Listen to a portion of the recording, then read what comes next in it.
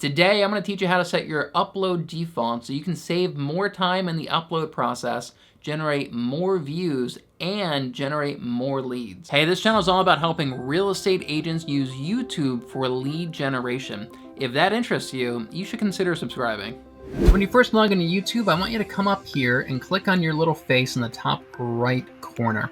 And you want to go to YouTube Studio. So now that we're in Studio, come down here to the bottom left and you'll see Settings with the little cog symbol. And you go ahead and click on that, and that'll open up this Settings panel.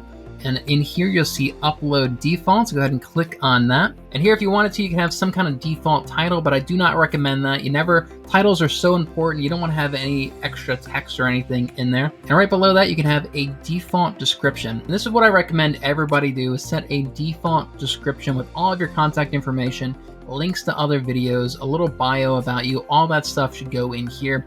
This saves me so much time now.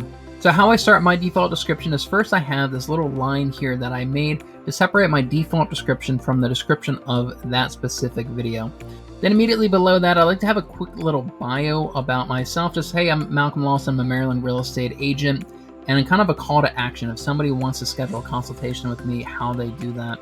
And I like to have my name here, and I like to have my Maryland real estate agent, just to help my videos rank in case anybody ever searches for Malcolm Lawson or goes on YouTube and searches for Maryland real estate agent, which is something that people actually do. I closed on a transaction just last month that they told me they went to YouTube and typed in Maryland real estate agent. I was the only agent that actually popped up. So if you scroll down through here, next I have a few more call to actions. So here's a call to actions for search for homes on my website, get a free home valuation with, again, the link to my website, read some articles, and then featured areas. These are just links back to my website.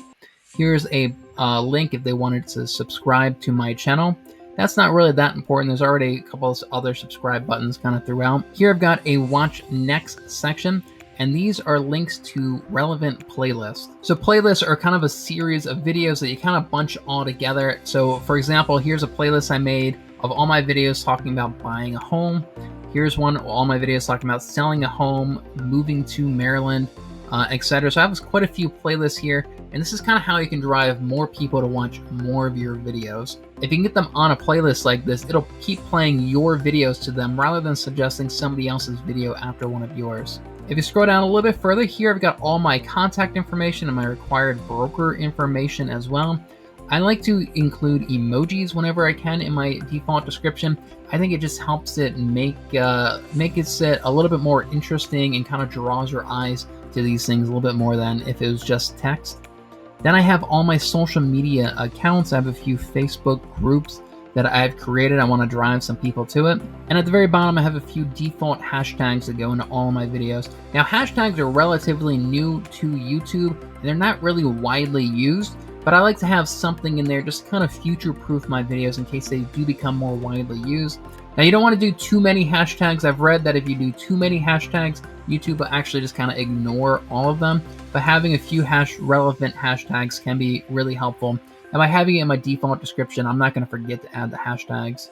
So if you scroll down a little bit further, here we have visibility. Now, I like to have mine set to unlisted. Unlisted means that nobody can see it unless I give them a link to my video.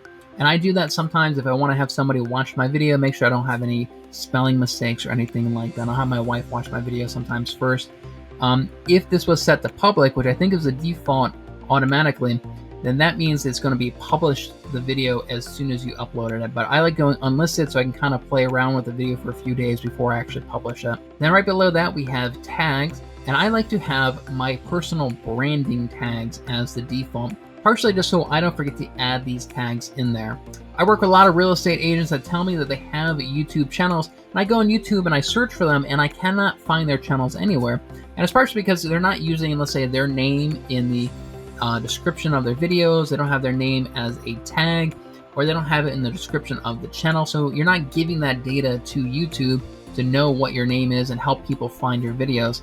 So I like to have my personal name, my personal brand, the Lawson Group, and I also like to have Maryland Real Estate Agent in there as well, just so my videos have a chance of ranking when somebody searches for Maryland Real Estate Agent. And right now, if you go to Google and you type in Malcolm Lawson, my videos rank at the very top of the first page of Google, and it's because I have them tags. I have Malcolm Lawson descriptions. I have Malcolm Lawson in the channel names. So if we come up here, go to advanced settings, there's not a whole lot you really need to do here. For category, I usually do education, license, standard YouTube license. If you have monetization turned on your channel, again, I kind of have some defaults here. And so I have the sponsored cards and then skippable ads is kind of my default. And don't forget to come down here and hit save. And now next time you upload a video, all these settings will automatically be set on that video, and it's going to save you so much time, and you're not going to forget to have those branding elements as tags and in your descriptions, and all your social media and all your contact information is going to automatically be in all of your descriptions. If you want to learn more about how to optimize your videos for the YouTube platform so you generate more leads, check out this playlist right here of some of my other videos. Thanks so much for watching, and I'll see you over in the next video.